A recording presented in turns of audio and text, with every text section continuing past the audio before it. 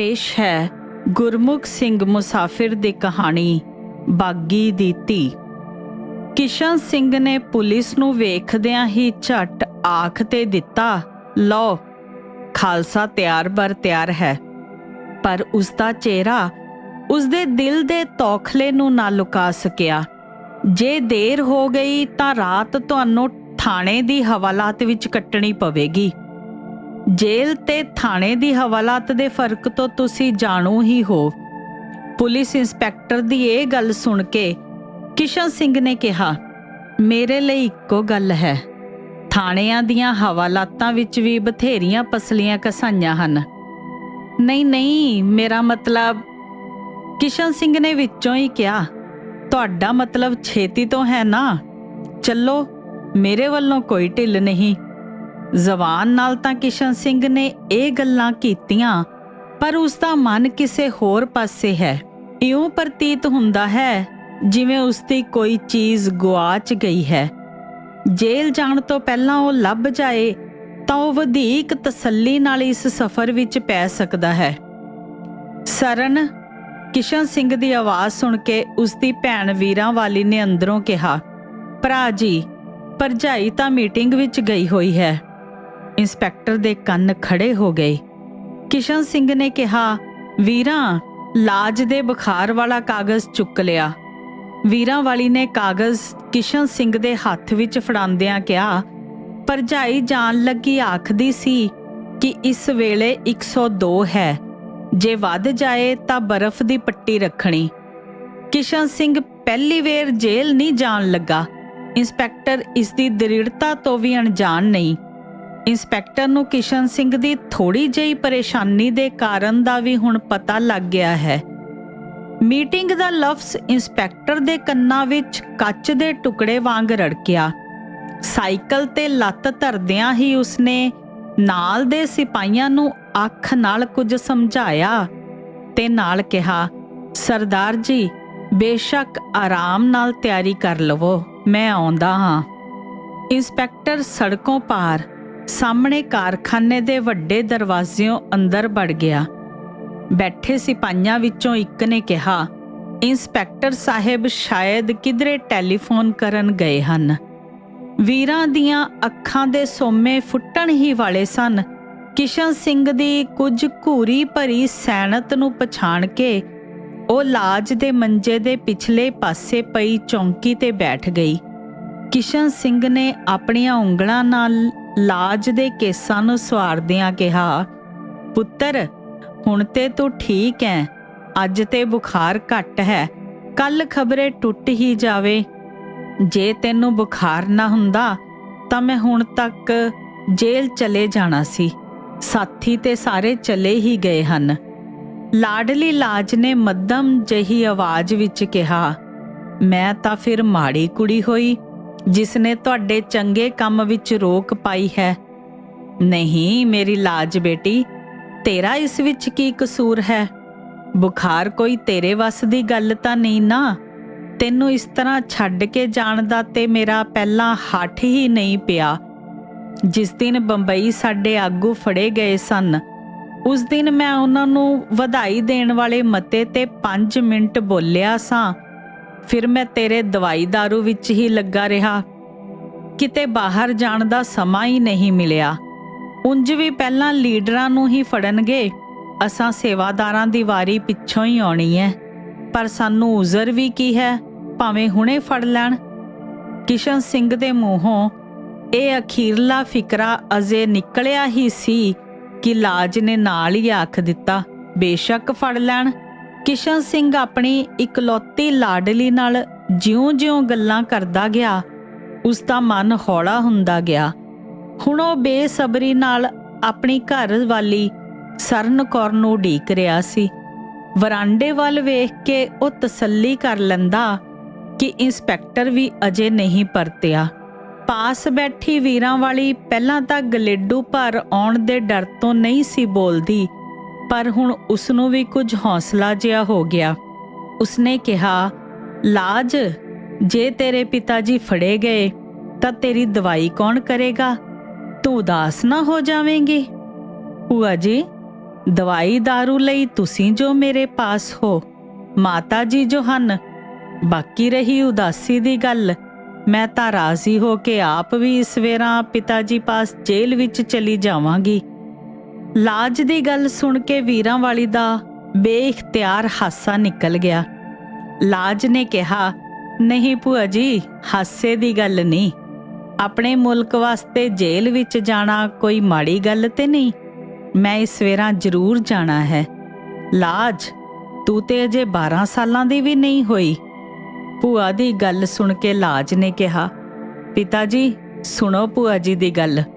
ਮਾਲੂਮ ਹੁੰਦਾ ਏ ਕਿ ਭੂਆ ਜੀ ਕਦੇ ਗੁਰਦੁਆਰੇ ਨਹੀਂ ਗਏ, ਇਹਨਾਂ ਨੇ ਕਦੇ ਕਥਾ ਨਹੀਂ ਸੁਣੀ। ਪਿਤਾ ਜੀ, ਭੂਆ ਜੀ ਨੂੰ ਦੱਸਣਾ ਸਾਹਿਬਜ਼ਾਦਿਆਂ ਦੀ ਉਮਰ ਕਿਤਨੀ ਸੀ? ਉਹ ਤੇ ਉਸ ਉਮਰ ਵਿੱਚ ਸ਼ਹੀਦ ਵੀ ਹੋ ਗਏ ਸਨ। ਮੈਂ ਜੇਲ੍ਹ ਨਹੀਂ ਜਾ ਸਕਦੀ।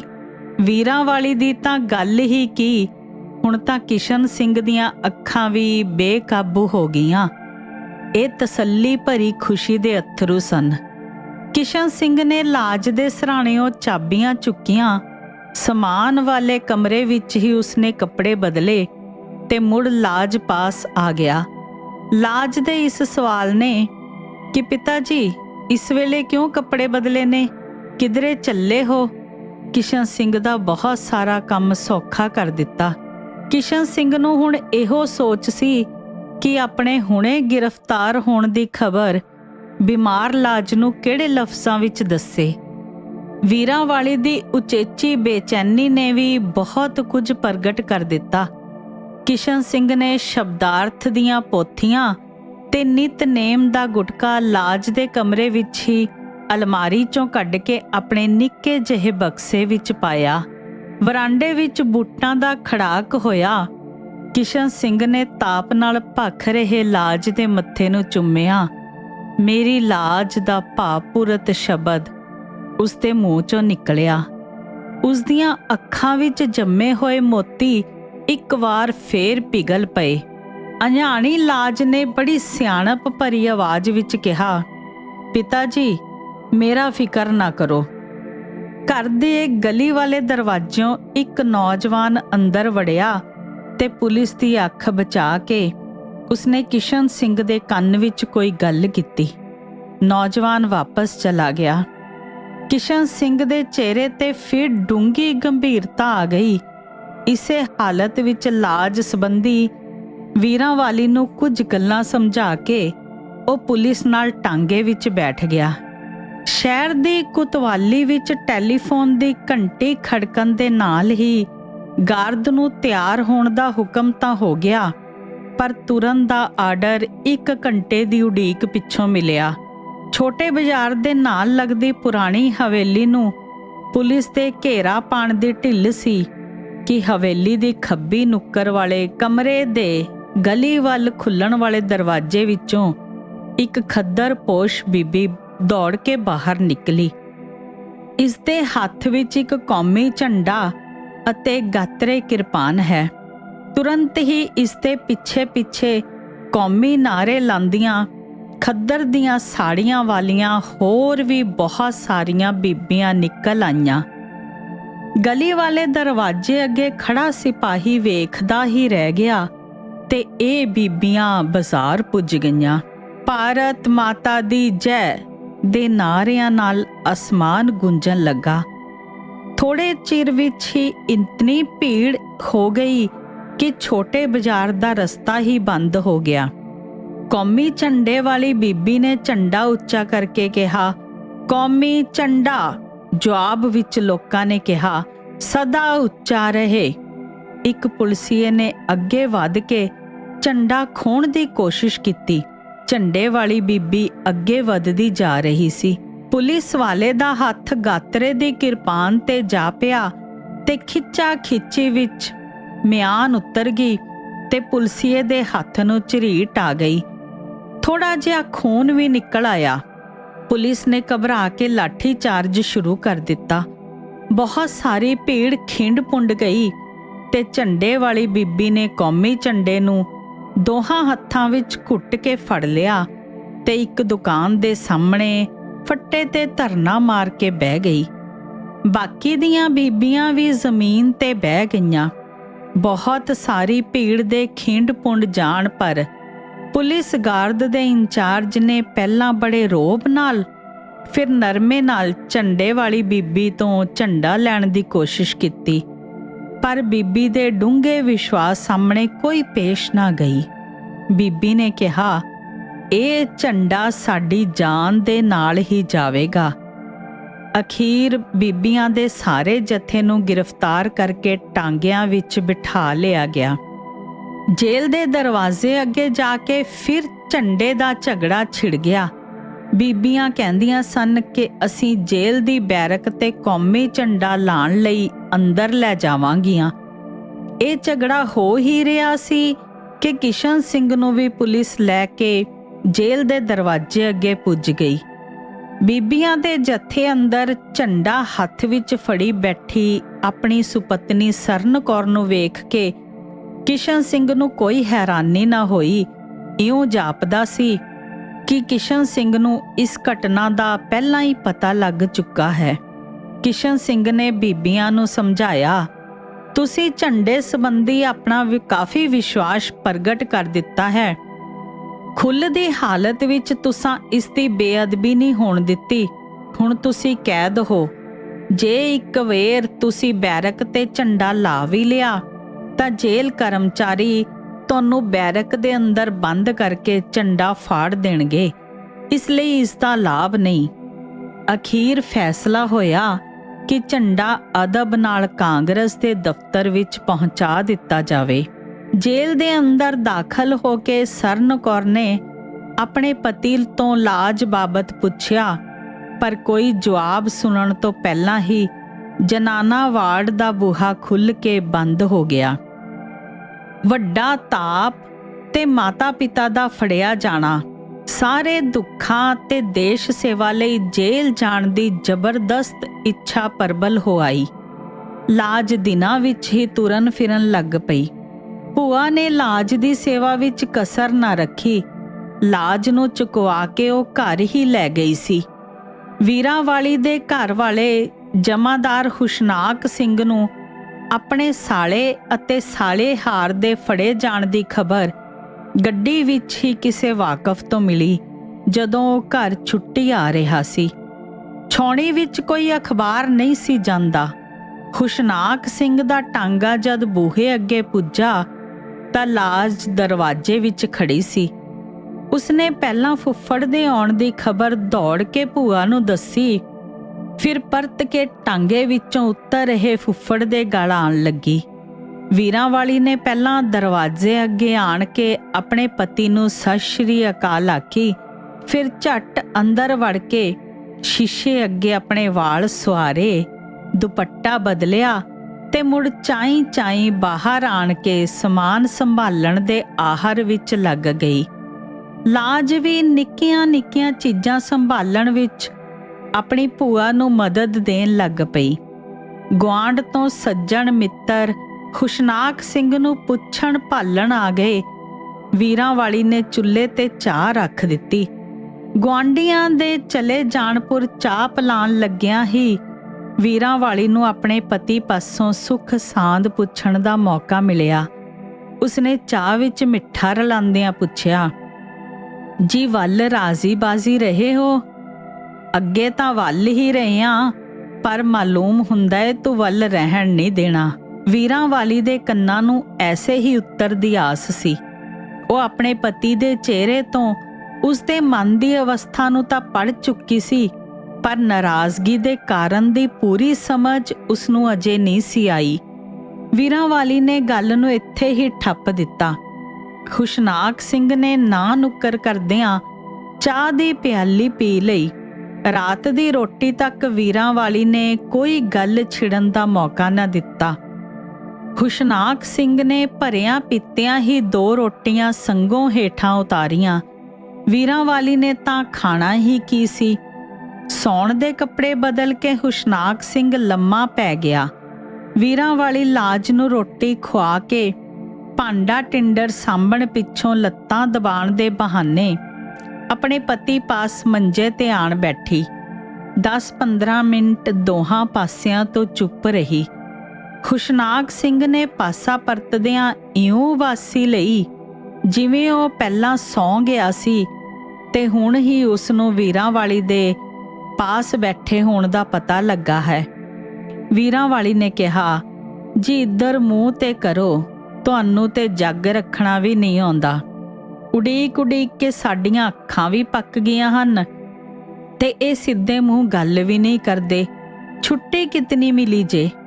ਖੁਸ਼ਨਾਕ ਸਿੰਘ ਨੇ ਫਿਰ ਪਾਸਾ ਪਰਤਿਆ ਤੇ ਅੱਖਾਂ ਪੁਰ ਹੱਥ ਰੱਖ ਕੇ ਆਖਣ ਲੱਗਾ, ਤੂੰ ਹੁਣ ਲੰਮੀ ਹੀ ਛੁੱਟੀ ਸਮਝ, ਸੁੱਖ ਤੈਨੂੰ ਪਚਦਾ ਨਹੀਂ।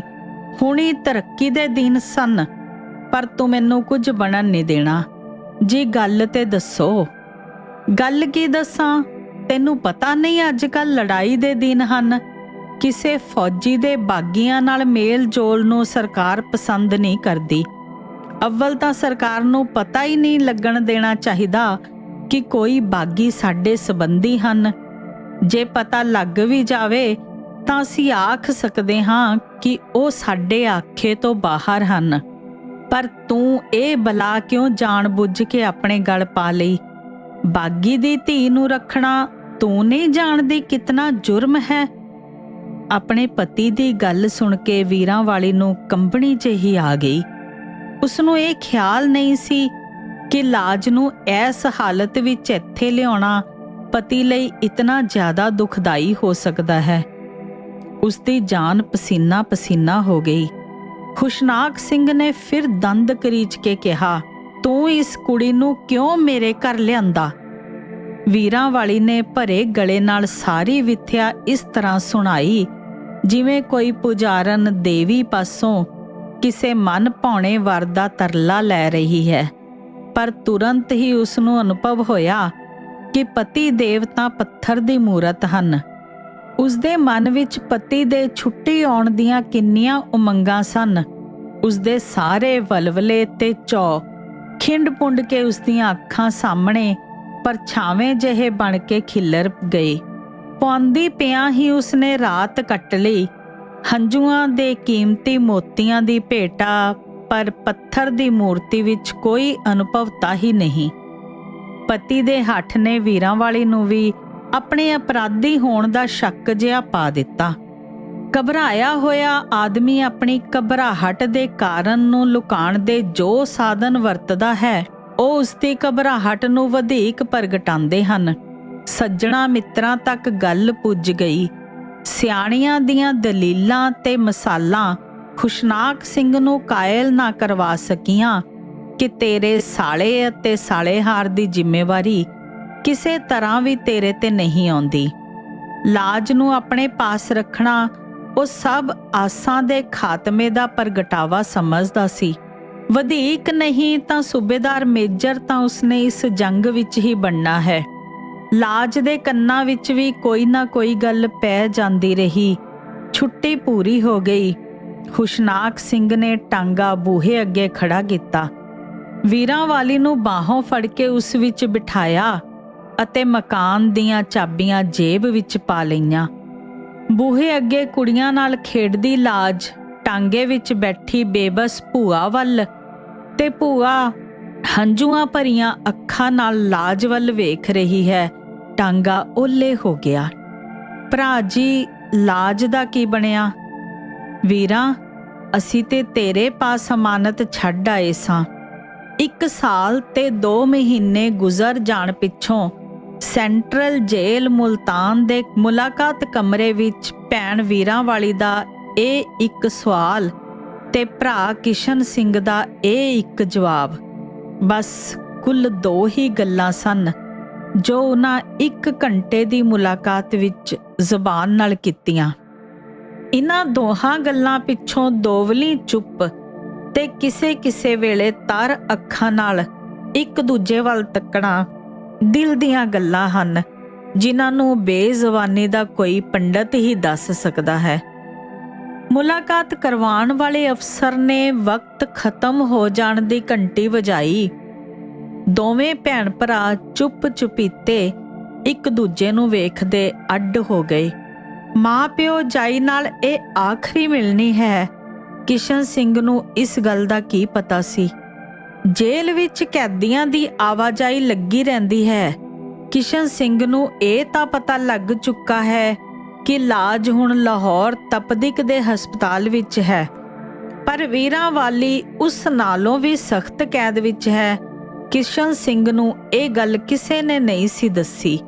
ਛਾਉਣੀ ਵਿੱਚ ਤਾਂ ਪੰਖੇਰੂ ਪਰ ਨਹੀਂ ਸੀ ਮਾਰ ਸਕਦਾ। ਬਾਗੀ ਭਰਾ ਭਰਜਾਈ ਤੇ ਬਾਗੀਆਂ ਦੀ ਧੀ ਬਾਬਤ ਵੀਰਾਂ ਵਾਲੀ ਨੂੰ ਕੌਣ ਖਬਰ ਦੱਸਦਾ। ਵੀਰਾਂ ਵਾਲੀ ਮੁਲਾਕਾਤ ਲਈ ਜੇਲ੍ਹ ਤੱਕ ਕਿਵੇਂ ਪੁੱਜ ਗਈ, ਇਸ ਭੇਦ ਦਾ ਅੱਜ ਤੱਕ ਕਿਸੇ ਨੂੰ ਪਤਾ ਨਹੀਂ ਲੱਗ ਸਕਿਆ। ਉਸਨੇ ਆਪਣੀ ਜਾਨ ਖਤਰੇ ਵਿੱਚ ਪਾਈ। ਆਪਣੇ ਪਤੀ ਹੁਸ਼ਨਾਕ ਸਿੰਘ ਤੋਂ ਇਹ ਭੇਦ ਲੁਕਾਉਣ ਵਿੱਚ ਉਸਨੂੰ ਸਫਲਤਾ ਹੋਈ, ਪਰ ਭਰਾ ਦੀ ਅਮਾਨਤ ਵਿੱਚ ਮਜਬੂਰੀ ਖਿਆਨਤ ਹੋ ਜਾਣ ਦਾ ਸਦਮਾ ਉਹ ਸਹਾਰ ਨਾ ਸਕੀ। ਹੁਸ਼ਨਾਕ ਸਿੰਘ ਨੇ ਅਸਲ ਮਰਜ਼ ਵੱਲ ਤਾਂ ਧਿਆਨ ਨਾ ਕੀਤਾ, ਹੋਰ ਦਵਾਈਆਂ ਨੇ ਕੀ ਸਵਾਰਨਾ ਸੀ। ਸਰਨ ਕੌਰ ਦੀ ਕੈਦ ਪੂਰੀ ਹੋ ਗਈ। ਵੀਰਾਂ ਵਾਲੀ ਨੇ ਅਮਾਨਤ ਵਿੱਚ ਖਿਆਨਤ ਕਰਨ ਦੀ ਦੋਸ਼ਣ ਹੋ ਕੇ ਭਰਜਾਈ ਸਾਹਮਣੇ ਪੇਸ਼ ਹੋਣ ਤੋਂ ਪਹਿਲਾਂ ਹੀ ਸਦੀਵੀ ਰਿਹਾਈ ਪਾ ਲਈ। ਸਰਨ ਕੌਰ ਸਿੱਧੀ ਲਾਹੌਰ ਹਸਪਤਾਲ ਵਿੱਚ ਪੁੱਜੀ। ਵੱਡਾ ਦਰਵਾਜ਼ਾ ਬੰਦ ਸੀ। ਦਰਬਾਨ ਨੇ ਕਿਹਾ, ਮਰੀਜ਼ਾਂ ਦੇ ਆਰਾਮ ਦਾ ਵਕਤ ਹੈ। ਦਰਵਾਜ਼ੇ ਦੀ ਖੱਬੀ ਨੁੱਕਰ ਵਿੱਚ ਭੰਗੀਆਂ ਦਾ ਘਰ ਸੀ। ਓਪਰੀ ਖੱਦਰ-ਪੋਸ਼ ਜਨਾਨੀ ਨੂੰ ਵੇਖ ਕੇ ਜਮਾਦਾਰਨੀ ਨੇੜੇ ਆ ਗਈ। ਉਸਨੇ ਪੁੱਛਿਆ, ਤੁਸੀਂ ਕਿਸ ਨੂੰ ਮਿਲਣਾ ਹੈ? ਸਰਨ ਕੌਰ ਚਾਹੁੰਦੀ ਸੀ ਕਿ ਉਸ ਤੇ ਕੋਈ ਸਵਾਲ ਕਰੇ।